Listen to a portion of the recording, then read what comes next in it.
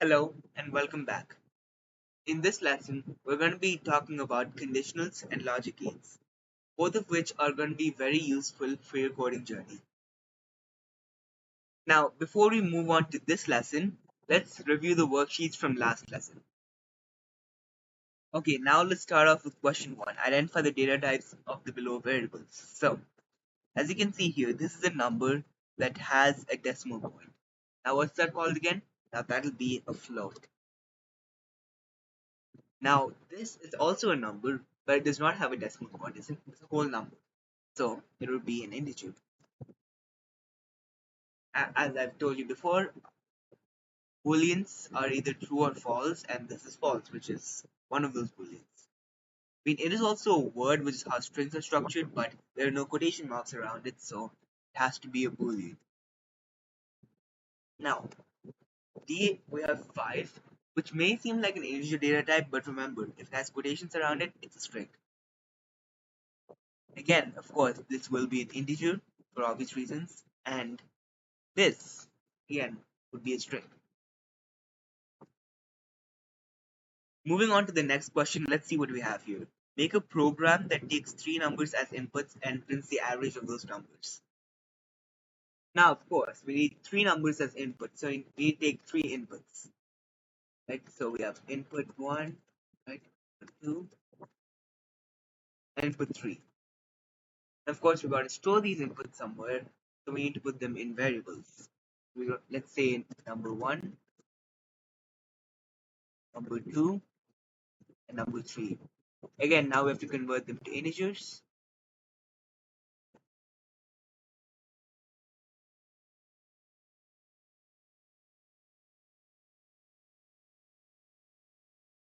Then we take the average of them. So we add the numbers up and then divide the entire thing by 3. And then we just print the average and that's it. Now let's test it out with those test cases. So we have 1, 2, 3, which gave us 2, which is our expected output, and then 0.5. Oh, see, this is why it's important to go through some test cases. Now, I didn't specify that those numbers had to be integers, so they can also be decimal numbers. And for that, we're going to need a float, not an int. So let me just fix that and 0.5, 1, 12, there we go, 4.5. Now let's move on to question 3, which is basically a temperature converter. So it takes the temperature in Celsius and outputs the temperature in Fahrenheit, and the formula is given here. But this one is actually very simple to implement. So all you do is take the temperature in Celsius in a float, because I never specified that it's going to be an integer, and then you use the formula here. So the formula is Celsius multiplied by 1.8 plus 32, and that's your temperature in Fahrenheit, and print that correctly. Now, if you put the test cases in, you get 32 for 0 degrees and 68 for 20 degrees. Now, let's move on to the last question. Make a program that takes the original price of a product and its discount percentage and outputs the discounted price of the product. So, for example, if we have a $20 product and it has 50% discount, the discounted price would be $10. Now, let's make the program for it. Now, for this, we have 2 inputs. So, the original price, again, we take that as a float because we need to account for integers. We got to account for decimals, if you remember. And we have to have a discount percentage, which would again be a float because we never specified that it should be an integer only, so we could have like 22.5% or whatever. And now when you print it out, you have to print. Now what's the formula for this? What you do is take the original price and then you subtract the discount, which would be the discount percentage divided by 100 multiplied by the original price. Now again, let's do a couple of test cases. So we have $20 with a 50% discount and we get 10 as expected. and $70 with a 20% discount, we get 56. And now let's try one with a decimal, $5.5 with 40% discount, and yep, it still works with decimals. We get 3.3. Now, before we move on to conditionals, there is one important concept you must know, and that is comparison operators. These will be very useful for conditionals. Okay, now what exactly is a comparison operator, you might be asking? Well, basically, a comparison operator is something that is used to compare any two variables or numbers or whatever. So let's say we have the numbers 6 and 4. So it just tells you, like, is the comparison true or not? Like, if let's say 6 is greater than 4, that is true. 6 is less than 4, that is false because it is not. Now, these are the 6 main comparison operators. So we have less than and greater than, pretty straightforward. We have less than or equal to and greater than or equal to, and which is basically just those symbols followed by an equal to sign. And for equals to, keep this in mind, you can't just use one of those signs. It has to be two. Right? One of those doesn't work. And if you have does not equal to, well, it's basically an exclamation mark followed by an equals to sign. So the exclamation mark basically means that it's not, and the equals sign means it is equal to, so not equal to. Okay, now let's see some of these comparison operators in action. So let's say we have print the result of 9 is greater than 7. Then we have true, because, well, that is true. We have 9 is less than 7. Well, that's false. Now let's say we have 7 is less than 7. That is also false, but we have less than or equal to. It's true, because it's either less than or equal to, and it's equal to, so that condition is matched. Now, does 7 equal to 7? Well, actually, that does not work, because as I said earlier, it has to be two of these. The reason why that doesn't work is, let's say you're creating a new variable, number, right? And if you want to assign it a value, well, use the equal to sign for that. So the equal to sign is already being used to assign a value to a variable. So you have to use something else for the comparison operator. You can't use the same thing for two different things, right? So that's why we have this for the equal to sign. Now, if we try this with two of these, well, that works. And we have the not equal to sign. Well, it doesn't work because it is equal to that. And we flip this, well, it's true. Now, let's move on to conditionals. So far we've looked at programs that run the same thing no matter what. And that's just not what happens for a lot of real life things. Let's say you are going to a store. If you want to buy something, you don't just buy it or not buy it. You buy it if you like it, if you think you can afford it, then only you buy it. If you can't afford it or don't like it, then you don't buy it. So for stuff like that, we have conditionals in Python and any other coding language really. So what it does is it takes a condition, and if it's true, it runs one bit of code, and if it's false, it runs another bit of code. And there are three conditionals: the if statement, the else statement, and the elif statement. Now let's try out some very simple conditions. So let's say you have a body temperature, let's say 98.2, and you're trying to see if that body temperature is like a fever or not. So you have a temperature, you want to know if it's fever or not. Now let's say a temperature of over at least 100 is considered a fever. So say print, I have a fever.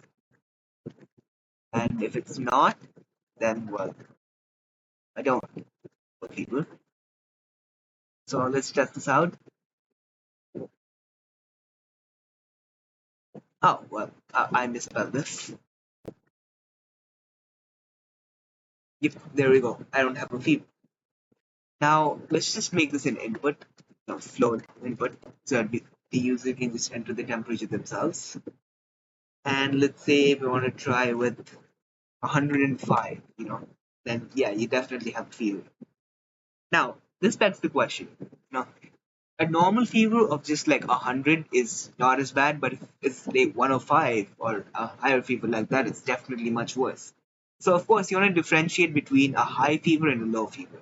So let's try that. Let's say if the body temperature is more than 105, at least 105, then I have a high fever. Else if, let's say, now here's where you use the else if statement. So it is not at least 105, but it still could be a fever, right? It could be 104, it could be 103. So we can have else body temperature is at least 100. So if this a value is that means it's not at least 105, but it is at least 100. So print I have a fever. No, not necessarily a high one, but fever. And if even that's false, then I don't have a fever. So let's see if you have a really high temperature, then yes, you do have a fever. If you have a kind of a high temperature, but not too much, you have a fever, and it's less than that, well, you don't have a fever. Now, before we move on to logic gates, let's just go over a small but important concept called comments. So comments don't actually do anything in the code functionally, like it doesn't change what the output is, but it can make your code more readable both to others who are going through your code and to your future self as well. Like if you come back to a project after say 6 months, 1 year, and you don't really remember what you wrote, then these will be helpful. So what they do is basically they're just like little notes in your code. So if you have, say, a line that's confusing, you can just write a comment saying what it does. So how to write them is basically you just started with a hashtag symbol in Python at least. In other languages it's different, but in Python you start the comments with a hashtag symbol. Now to test out comments, let's just go back to our whole like fever code. Now let's say, I mean, of course this code is simple to understand, but anyways, let's just try it out. Let's say you want to know put a note about like how this works. So we can just say here you can put a hashtag and say checks if the temperature is at least 105 degrees. And over here you can say checks if the temperature is at least 100 degrees but not at least 105 degrees, or less than 105 degrees. You can just say that as well, but whatever. So yeah, it doesn't affect the code. It's just the same code, same results, but they just act as nodes. Now let's move on to logic gates. Now, if you think about it, every single conditional we've done so far is basically just okay. If this singular statement is true, then you run this, or else you run something else. Well, okay, sure, that's great. But what if you wanted to depend on multiple things? So if you think about it in real life, most decisions are made, not based on one thing. So if you're looking at a product, you don't just go, oh, this is cheap, so I'll buy it. You don't just buy every cheap thing, you just have to make sure that it's cheap and it's useful. So you go, is it cheap? Yeah. Is it useful? Yeah. So it's both of them, so you buy the product. So that kind of case is what logic gates are for. What it does is it takes one or two Boolean values and it outputs one value that depends on them. So again, there are three gates here. So the AND gate basically just takes like two statements, two Boolean values, and it returns true if both of them are true. And otherwise it just returns false. So 7 is greater than 5 and 6 is less than 10. So if you think about it that way, it like both of them have to be true, right? That that one and that one have to be true. So yeah, they are true, so it returns true. But if one of them was wrong, let's say 7 is less than 5 and 6 is less than 10, that'll be false. Now the OR gate, what it does is it takes two values and returns true if at least one of them was true, right? So here again, 7 is less than 5 or 6 is less than 10 would return true. Yeah, 7 is greater than 5 or 6 is less than 10 would also return true because, at least one of them was right. Both of them are right. That counts as at least one.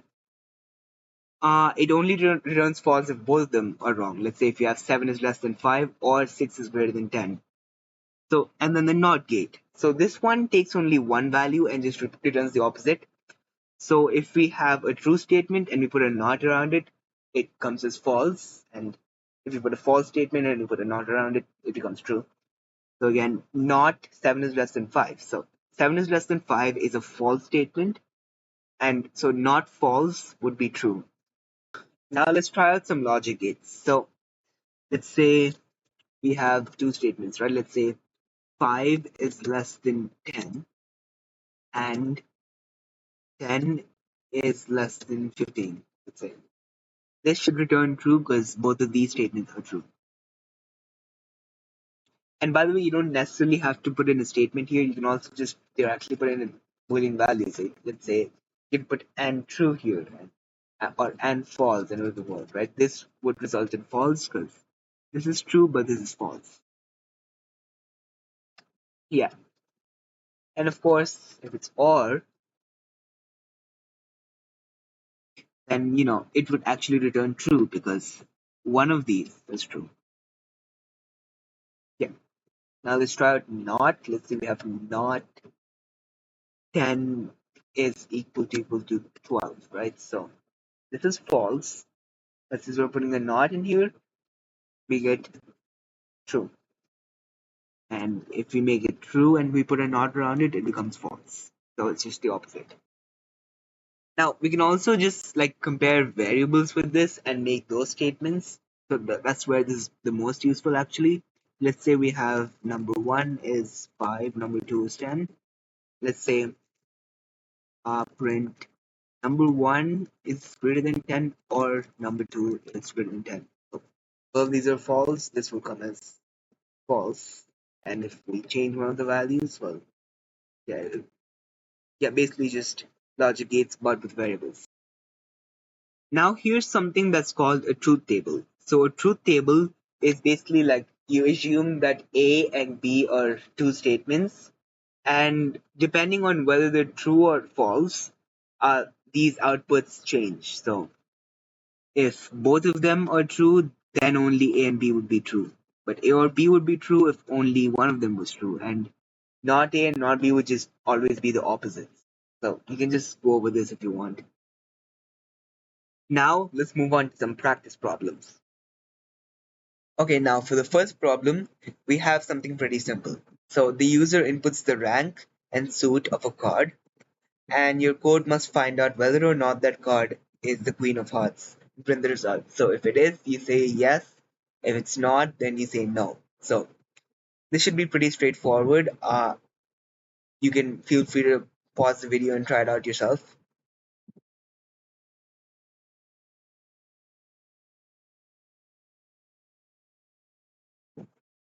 Now I'm assuming you had to go at it, so let's move on to the solution. Okay, so let's see. We need two inputs, the rank and the suit. So we'll put variables for that. Now, of course, it might be tempting to put an integer input in the rank because a lot of the ranks are numbers. You have 2, 3, 4, 5, and so on. But you got to also account for the fact that there are cards that are not numbers like J, Q, K, and A. And in this case, we're not like adding or subtracting or multiplying the number or anything like that. So it's fine if we keep it as a string. So now we need to check if it's the Queen of Hearts. So let's say rank must be the queen, right? So again, you got to make sure it has two equal signs because it won't work with just one. And the suit should be hearts, right? Because it's Queen of Hearts. And we put an if on that. So if this is true, again, remember two of these. If this is true, then we say yes, it is the Queen of Hearts. Else, no, it's not. So let's try it out. Let's say we have some other card. Let's say the nine of spades. No, that is definitely not the Queen of Hearts. If one of those is true, let's say it's the two of hearts, then that's false too. If it is the queen of hearts, then yes, you know, the queen of hearts is the queen of hearts, obviously. Now, before we move on, just one small thing. Now, you notice that when you type in the inputs, you just get to an empty terminal and you just type in whatever you want. Now, since I know what this program is, I know I have to type out the suit and then the rank. I mean, the rank and then the suit. But let's say you're somebody who's just stepping into this program and then you see this. How do you know what to type in? Well, actually, in the input command, there's something called a prompt that you can give. So let's say in these brackets, you can put in what you want the user to see, what you want the user to input. So let's say I put in rank and suit as the prompts because those are what I want the user to input. Well, there we go. There's a little more clarity now. So you can more easily see exactly what this program wants you to input. Now let's move on to like a slightly trickier program called FizzBuzz. So basically what this is you take a number as input, and if that number is a multiple of 3, then you print fizz. If it's a multiple of 5, then you print buzz. If it's both a multiple of 3 and a multiple of 5, then you print fizz buzz. Otherwise, you just print the number itself. Now, I'd like you to go ahead and try this out by yourself. I'll give you some time to do so. Just pause the video.